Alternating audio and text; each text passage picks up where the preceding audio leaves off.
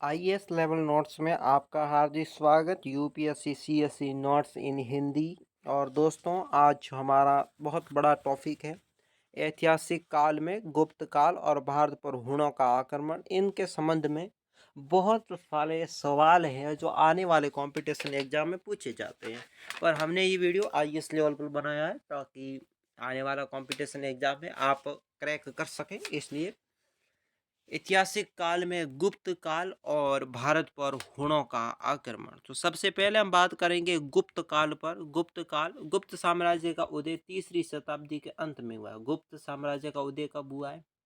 तीसरी शताब्दी के अंत में। प्रयाग के निकट कौशाम्बी में, प्रयागराज है उसके निकट कौशाम्बी है, वहां पर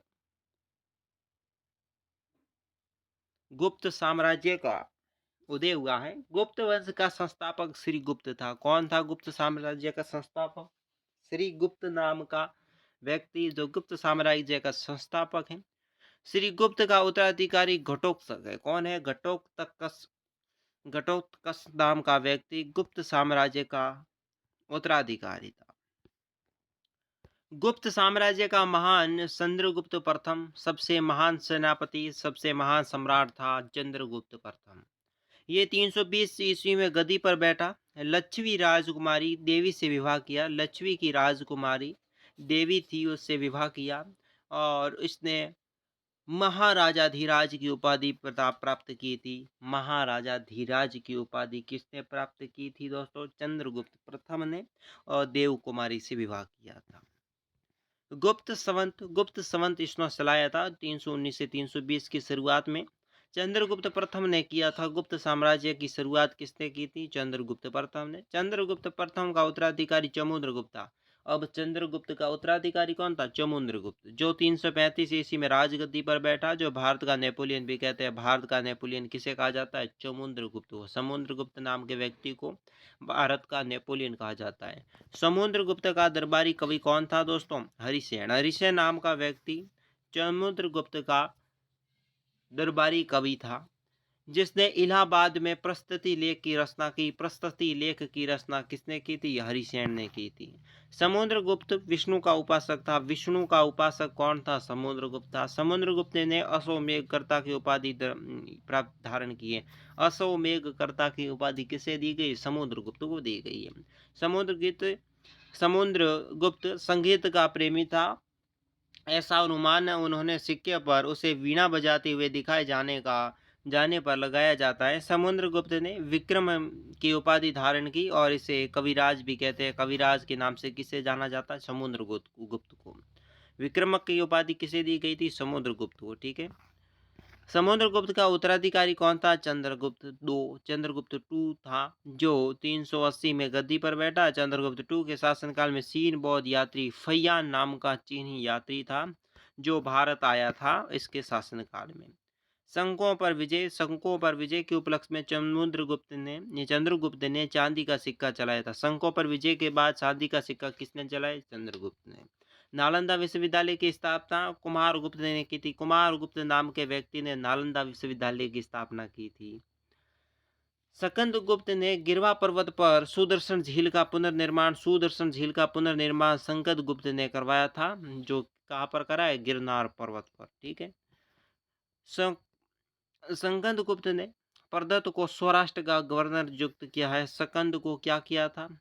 सौराष्ट्र का गवर्नर। ठीक है, प्रदत्त को। स्कंदगुप्त के समय में हुणों का आक्रमण शुरू हुआ था। अंतिम गुप्त शासक था विष्णुगुप्त। अंतिम गुप्त शासक कौन था? विष्णुगुप्त था। उसके बाद भारत पर किसका राज चलने लगा? हुणों का।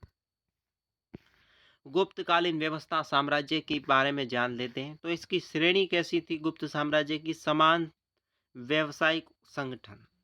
निगम क्या था? शिल्पियों का संगठन। पट्टाव क्या थे? रेशमी वस्त्रों के जुहाले। और मूर्तिकाल कौन थे? कुंभकार यानी कुम्हार। ओके। आतेवासी थे। आचार्य के निर्देश में गुरुकुल में ही रहकर उन्होंने शिक्षा अर्जन करने वाला। साहूकार थे। ब्याज के दर पर रुपए धारण करने वाले, ये पद है इनके। गंधर्व थे। इत्र बनाने वाली गंधवी। कासवन थी नाई। चमाचाह किया जाता थे चमड़े का काम करने वाला। कंकार बर्तनों को गढ़ने वाला कसेरा। भिल्ली कहते हैं आखेट पर जीवन उपार्जन करने वाला वर्ग। गुआर किसे कहते थे? पशुओं को सराहने वाले ग्वाले। चिप्पी चिप्पी वर्ग होती है, चिप्पा चिप्पी वर्ग। अंत पीतल किसे कहते हैं? तेल निकालने वाली तेली को। अब बात करते हैं भारत पर हूणों का आक्रमण। अब गुप्त साम्राज्य में भारत में हूणों पर आक्रमण हूणों हूणों ने आक्रमण करना शुरू किया, जिससे गुप्त साम्राज्य का अंत हो गया। तो हूण मध्य एशिया के खाना बदोश जाति के हूण थे। ये जाति अपने समय में सबसे बर्बर जाति में गिनी जाती है। इन जाति में उत्तर पश्चिमी एशिया में अपने सुदृढ़ अवस्था में स्थापित की थी। सुदृढ़ अवस्था में इसे स्थापित किया गया था।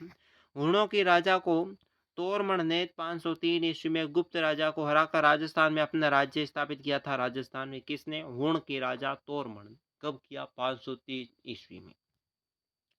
तोरमण का पुत्र था मिहिर कुल ने 6ठी शताब्दी में बड़ौली चित्तौड़गढ़ में शिव मंदिर का निर्माण करवाया था। मिहिर कुल ने 6ठी शताब्दी में बड़ौली चित्तौड़गढ़ में शिव मंदिर का निर्माण कराया था, जो तोरमण का पुत्र था। मेवाड़ के गोहिल शासक अट्टल ने हूण राजकुमारी हरिया देवी से विवाह किया था। उन्होंने पंजाब और मालवा की विजय के बाद भारत में स्थायी निवासी बन गए थे। स्थायी निवासी बने कब बने? पंजाब और मालवा की विजय के बाद हूण। बात करते हैं घुमक्कड़ कबीला। ईस्वी सन के प्रारंभ में 100 वर्ष पहले और 400 वर्ष बाद तक विश्व में विभिन्न क्षेत्रों में अनेक घुमक्कड़ लड़ाकू कबीले अस्तित्व में आए, जैसे नेमोर, वाइकिंग, नार्मन, गोत, कजाक, शक और फिर हूण। हूणों ने दक्षिणी पूर्वी यूरोप और उत्तर पश्चिमी एशिया में अपना साम्राज्य स्थापित किया था। रोम के साम्राज्य को तहस नहस करने वाले हूणों का बहुत बड़ा योगदान है। हूणों का सबसे बड़ा योगदान क्या है? रोम साम्राज्य का तहस नहस हूणों ने किया था। अटीला हूणों ने अपना साम्राज्य 4वीं-5वीं शताब्दी के दौरान यूरोप में स्थापित किया था। अटीला हूणों ने अपना साम्राज्य 4वीं-5वीं शताब्दी में यूरोप में स्थापित किया था। मध्य एशिया में ये 6ठी-7वीं शताब्दी में बस गए थे और काकेशन में हूणों ने फैलाया था। काकेशन से हूणों ने फैलाया था। काकेशन क्या है, ये बाद में देखेंगे। भारत पर आक्रमण। उत्तर पश्चिमी भारत में हूणों द्वारा तबाही और लूट अनेक उल्लेख मिलते हैं, यानी कि हूणों का तबाही और लूट का उल्लेख मिलता है। गुप्त काल में हूणों ने पंजाब और मालवा पर अधिकार किया था। पंजाब और मालवा पर किसने अधिकार किया? हूणों ने अधिकार किया। तक्षशिला की क्षति पहुंचाई थी। तक्षशिला जो शिक्षण संस्था थी, उसे तहस नहस कर दिया था हूणों ने। अब भारत में आक्रमण हूणों ने तोरणमाण और उसके पुत्र महिरकुल के नेतृत्व में मथुरा, उत्तर प्रदेश में हूणों के मंदिर, बुद्ध और जैन स्तूपों की क्षति पहुंचाई और लूटमार की थी। मथुरा में हूणों ने अनेक सिक्के भी चलाए थे। मथुरा में हूणों ने क्या चलाए थे? अनेक सिक्के चलाए थे। उन्होंने 5वीं शताब्दी के मध्य भारत का पहला आक्रमण किया था। 5वीं शताब्दी के मध्य भारत का पहला आक्रमण किया था। 455 ईस्वी में स्कंदगुप्त ने उसे पीछे धकेला था, परंतु बाद में आक्रमण दोस्तों 500 ईस्वी के लगभग हूणों का नेता तोरणमाण मालव का स्वतंत्र शासक बन गया था। तोरणमाण मालव इसका स्वतंत्र शासक बन चुका था। उसके पुत्र ने पंजाब के दोस्तों सिलियाटोग में अपनी राजधानी बनाई थी। पंजाब के सिलियाटोग को अपनी राजधानी बनाई और चारों ओर बड़ा आतंक फैलाया था। अंत में मालवा के राजा यशोवर्मन और दोस्तों बलादी तृतीय ने मिलकर 528 ईस्वी में इसे पराजित किया था।